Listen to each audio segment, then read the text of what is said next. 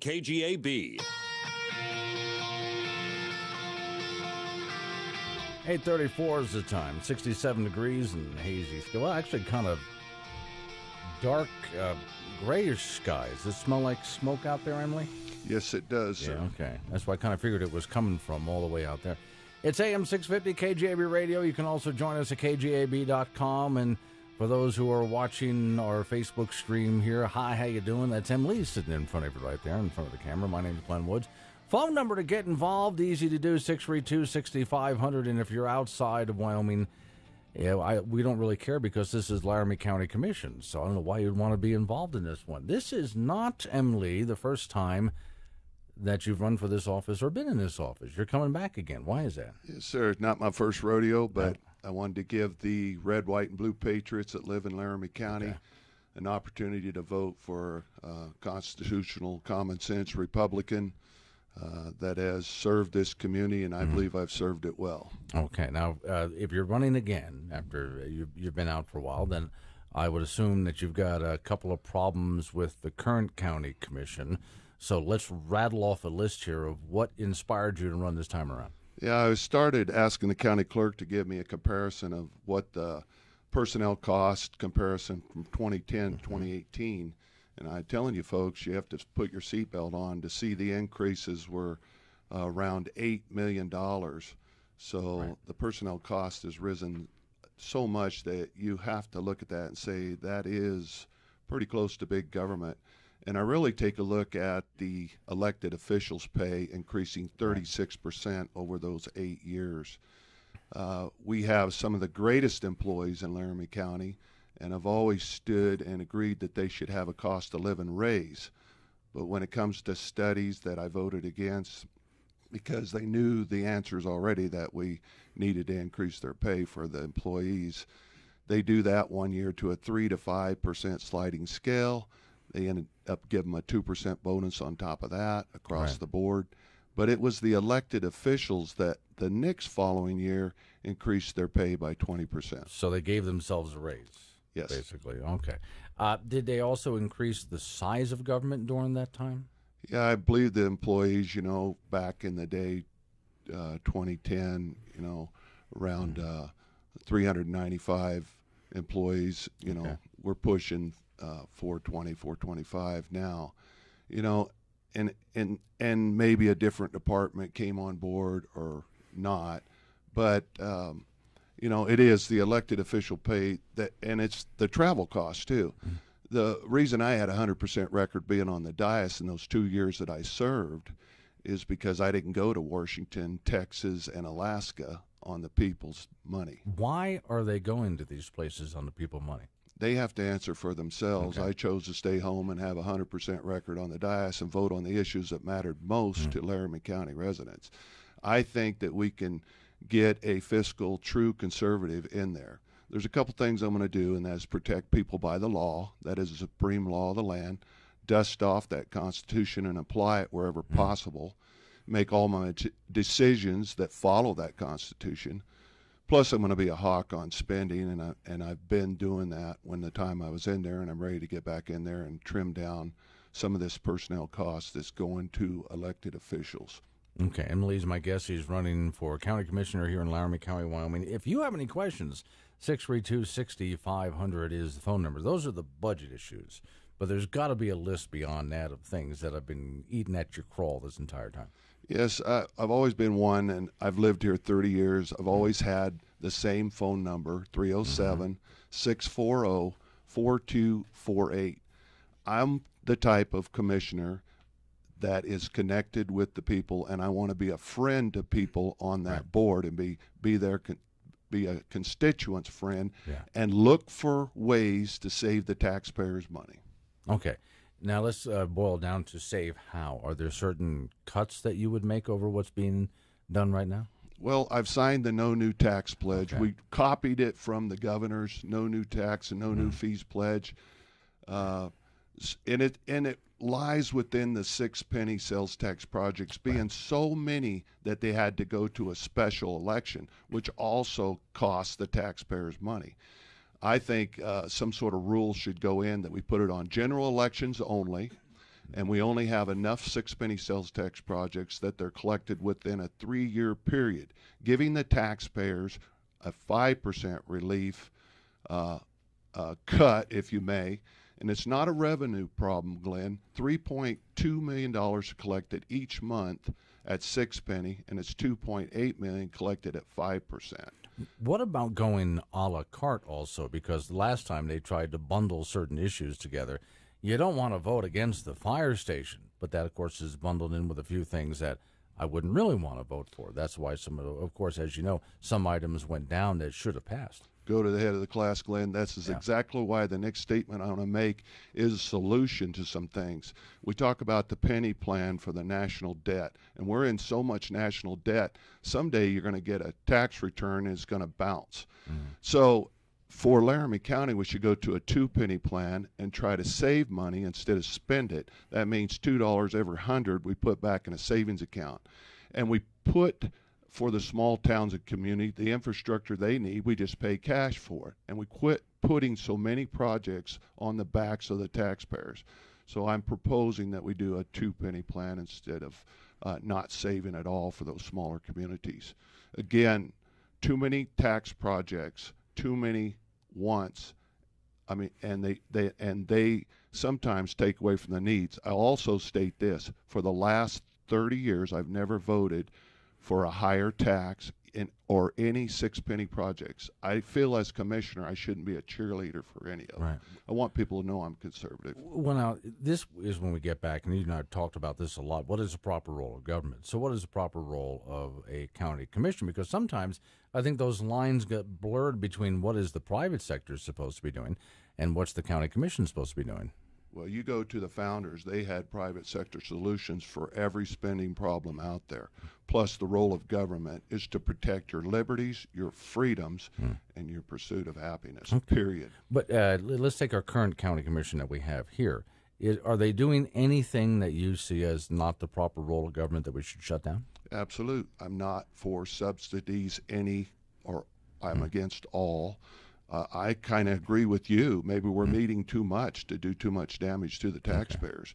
We should be representing the will of the people, holding more town halls like I did in the past. We had more people coming to our meetings when I was in there that even some of the older commissioners said, Emily, you've set records throughout Laramie County getting people involved in local government. Well, besides we've tax subsidies and so on, but we also have to stop for a moment and take a look at loaning money, which has been a bit of a problem for both the city and the county. I believe loaning money where I don't think government should be loaning money. What do you think? That is correct. Buchanan, Winters, and Meyer have a good chance to be selected at the state for our SLIB board. And a lot of your grants and stuff come through the SLIB board for our businesses.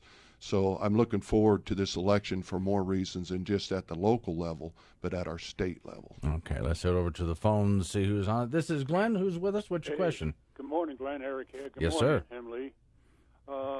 Questions. Emily, I know that you always ran as the people's voice. And what I mean by that, you always, the people are the boss, not you. I agree with you.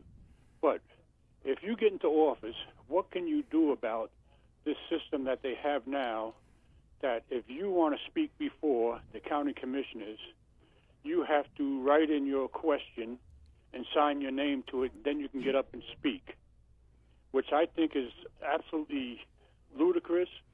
It hijacks the person's what the person wants to talk about, because then they're prepared for an answer that can basically tell you to shut up because they already have the information what you're going to talk about, and that's hijacking your question. Thanks, Eric, for that question. You are the true bosses of Laramie County. You guys decide things. I might have some ideals, Eric, but I'll run them by you before I say whether I'm going to take them to the board. But I do believe that it's a violation of First Amendment rights. I think we need to protect those rights. On the first meeting, you should be able to come talk to your boss and be treated like you're the boss and be able to tell us anything that's on your mind. If there is an issue later on that we need to have opposition or whatever research done that they normally want to do, that's why they want you to sign in. I don't like belittling the bosses. I like them to feel comfortable about coming to our meeting, and the more that come, the better opportunity that we as commissioners know the will of the people. So I will protect your First Amendment rights by using the law. 8:44 is the time. Back to the phones. This is Glenn, who's on with us. Good morning. Good morning, Emily. Good morning, Glenn. This is Maureen. Hi, Maureen. And, boy, I'm sure praying for you, Emily. You are the only person I know personally who have run for office that I know is honest and does what they say. You are the only person I know who has been in office that truly believes that the people are the bosses and that has listened to what the people had to say. Best of luck to you, Emily. I love you, and I just really hope that you're elected. Thanks a lot. Thanks, Maureen. You've been a great neighbor. We go all the way back to fighting against schools being out in the county on well and septic that we knew wouldn't work. Maureen's been into a lot of our meetings and knows that the issues with Plan Cheyenne and high regulation only hinders jobs in Laramie County, and I appreciate your kind thoughts. Yes, if I put it on paper, I'm going to do it. I'm going to do it. I'm also going to promise to give back some of my salary again because I'm not in it for the money. I'm in it to represent the people. Thanks, Maureen. More in just a moment. 8:46 the time. AM 650 KGAB Radio. The Wyoming spirit, one of freedom, prosperity, and kindness. It's as beautiful as our great wide-open spaces and as generous as our hard-working people. I'm conservative businessman Foster Freeze. Wyoming has smiled on me and my family. Now, I'm running for governor to make sure Wyoming stays a land of dreams for the next generation. Foster Freeze will keep our state open for business with common sense conservative ideas, keeping jobs here, helping companies grow here. Foster Freeze will make sure we cut down on wasteful spending, tap into our abundant energy resources, and help Wyoming businesses grow and diversify, creating better jobs and rising incomes for families. Foster Freeze will make sure Wyoming is competitive so our kids and grandkids stay here, have good jobs here, and raise their families here. Proven conservative, Foster Freeze for governor. I'm Foster Freeze. I'm a conservative businessman running for governor, and I humbly ask for your support. Hey Cheyenne, I'm Jeff Teasley. Isn't that how summer should sound? My family makes a lot of summer plans, and I bet yours does too. Sometimes with all the hustle and bustle over the summer, we forget to plan on ourselves. Did you know that more than 1/3 of parents with kids under 18 don't have life insurance? Wouldn't you want those odds to be in your favor if something unexpected happened to you? Let's face it, bad things happen to good people every day. At the Teasley Agency, we can help you make those odds more favorable. Contact us and let's protect your family today. When it comes to the success of your small business, you make every dollar count. So what could you do with $10? It may not sound like a lot of money, but it's enough to turn 500 strangers into 500 connections. All it takes is the right business card. Go to Vistaprint.com today and you'll get 500 high-quality custom business cards for only $9.99. You heard right. 500 business cards for $9.99. That's less than 2 cents per card. But don't let the price fool you. Vistaprint uses only carefully selected inks and paper stocks, so your satisfaction is absolutely guaranteed every time for any reason. You'll find dozens of designs that are just right for your business at Vistaprint, and you can add your logo and contact information with just a few clicks. It's never been easier to turn strangers into connections. Just visit Vistaprint and start today because this offer won't last forever. Get your 500 business cards for just $9.99 at Vistaprint.com. Use promo code 8787 at checkout. That's Vistaprint.com, promo code 8787. State and local news you can depend on with the click of a mouse or the swipe of a finger. News on demand at KGAB.com or on the go with Radio Pub. 8:49 is the time. It's AM 650 KGAB Radio. My name is Glenn Woods. Thanks for joining me. I'm going to swing the camera over here for those people that are watching on Facebook, and I'm going to have to turn it down. Well, you're going to have to actually move. I'm going to move your microphone boom just up for just a moment here. You're just going to have to talk up to it because sitting down way over here, do I have her yet? Oh, this is difficult to do. There we go for the Facebook friends. This is Emily's campaign manager sitting right over here. How's she doing with your campaign so far? She's great. This is my 10-year-old daughter. I had to ask the county clerk, is it legal to have somebody that young? And they said, absolutely. Little JoJo's her name. Do you have anything you want to say, JoJo? Vote for Emily. There you go. She's got that part down anyway. Oh, man, there goes all my support. The show. See, a lot of campaign managers have a tough time making sure that their candidate doesn't say something stupid. How are you at keeping him from saying stupid things? Yeah, that's hard work. I know it's really difficult out there. She does keep me straight. Yeah, she does keep. Yeah, just got to keep working on that. Okay, back to Emily over here. She's sitting right next to you, so you can't say anything stupid. That's all there is to it. All right, let's get back to a couple of things. You did mention just before the break, which I thought was something we've talked about plenty of times before. There's the plan Cheyenne and all the other plans that come in, and you've been fighting against these things. How's that going?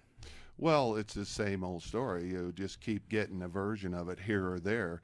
Our friend up, Mrs. Sabrowski, can you say that name? No. Okay. She's having issues with it. It's always the same. This is because all these plans are cookie-cutter plans that neutrality, will sometimes favor new businesses because they're going to obey the UDC codes, but it is the mom and pop businesses throughout our county that have trouble getting up to code with these planned Cheyenne. It's in Boulder, it's in Fort Collins. We have our friend down there, Stacy Lynn, that has brought up a lot of the issues. People that's come to our town meetings. I mean, she had 1,500 pages on just the bicycle pass. Right. This is a MAP 21 funding. It is a Barbara Boxer bill. It was a bad bill. Even our congressman, Cynthia Loomis, said it was bad for us. And they'll give you the federal funding, but there is strings attached. I've always got issues with them that they don't protect, and you don't even see the word property rights. Well, now, there's a big issue for me personally, though. So if I were to go ahead and vote for you, I got to think of it in this sense. Every time there's a proposal from the federal government, even the state government, they dangle that money. And I don't often myself see that the city or the county is so much interested in what good or bad the project might do. They're looking at that money being dangled in front of them there. How do you say no if you're sitting on the county commission? It's because the will of the people, 120 people that come to the town hall were saying no, and I just voted the will of the people. It's easy to say no if you understand it, to know that there's not only strings attached, but there could be change later on down the road. Let's get back to the phones. Got another one coming in. This is Glenn, who's on the phone with us. Good morning, Glenn. This is Ryan. Yes, sir. I had a question for Emily. Emily, 8 years ago, we did what we budget-wise. We did what we're doing for the county at $24 million. Now we're at $32 million, and I guess what brings up the question: what is sustainable? What brings to the county sustainable business practices and fiscal responsibilities? It seems like is 32 million normal now, or where are we going to go from here? It's 32 million now. Who knows where we could be in the future? I like you because you're a guy who's budget conscious, and just wondered your opinion on the budget and what have you. I hear you loud and clear, Ryan. The current county commissioners own that. The increases came on their watch. The 2 years I was in there, I voted against those salary increases. I gave back some of my salary when they wouldn't reduce the county commissioner's pay. It is considered a part-time job, but I'm going to put 100% effort into being a hawk on spending. I've stated that earlier. We have to deal with the budget, I believe, is out of control, and you can say that's big government, folks. You have a choice to either continue down that road with current commissioners or elect a county commissioner that sees the need to trim back some of the personnel costs. Back to the phones. And by the way, if you have a question for Emily, 632-6500. He's running for county commissioner here in Laramie County, Wyoming. This is Glenn, who's on the phone with us. Hi, this is Scott from Yes, Pine sir. Bluffs, Wyoming. Yes, sir. I have a question for Emily. So it seemed like I was in high school at the time, so it's been probably 5 years ago. But I remember Emily was going around with a petition to increase the number of county commissioners by 2. And I remember he was grilled at the time. He was asked, is this just to improve or to give yourself a job or to improve the number of positions you are offered? And I remember his answer was that this was not for him, it was just to increase the amount of representation at the county commission level. And I'm just curious, said he wouldn't run at the time, and I was just kind of wondering what changed. Yeah, it was 2010. I was exhausted from the petition work. Remember, a petitioner just goes out and does the hard work. It is the voters that decide any issue. I thought the districts were the more prominent reason to do the additional 2 county commissioners. At the time, I call them establishment or good old boys. They had 2 people deciding the issues for 90,000 people. So I took a petition to the people. I got enough signatures. They passed it. I really thought the districts would be important because a common man could run without having to spend $20,000 to get elected. But in 2010, I was so exhausted with the campaign that I said I would not run in 2010. I don't believe I ever said I would never run. A lot of people said, Emily, you know the issues, you need to run. And that's why I decided to run, and I won in 2012. There is, of course, Second Amendment, and we do have some laws passed here in the state of Wyoming for how you can carry, of course, anywhere in the state of Wyoming if you're a law-abiding citizen, any way you want. Recently passed stand your ground laws as well, but the Supreme Court did rule that local municipalities, counties and cities, can go ahead and set local restrictions if they wanted to. So where are you on those gun rights? I'd like to see everybody carry wherever they want to carry at all times into every meeting if they need to. We're celebrating the Stand Your Ground bill. Thank you to the Laramie County GOP passing my resolution. I took those 60 letters to the House, 30 to the Senate. Anthony Bouchard was a sponsor, along with Tim Zalazar. Kirk Meyer had a big play in that. A lot of patriots calling in, and we celebrate that. I've got the T-shirt on. You can now protect yourself outside your home. You can carry the Castle Doctrine wherever you go. I'm a huge Second Amendment supporter, and I am a huge military supporter. Okay, so we're coming up on News Time and Sean Hannity right here. Got a website up or anywhere people can follow you? Yeah, absolutely. Go to hasenauerforcommissioner.com. Learn more. It's Emily for us 2018.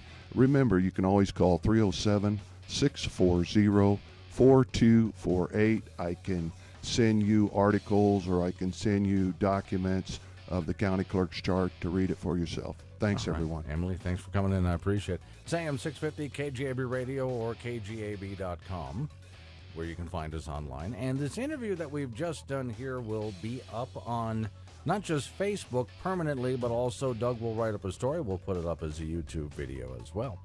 So coming up in just seconds from now, Sean Hannity's Morning Update.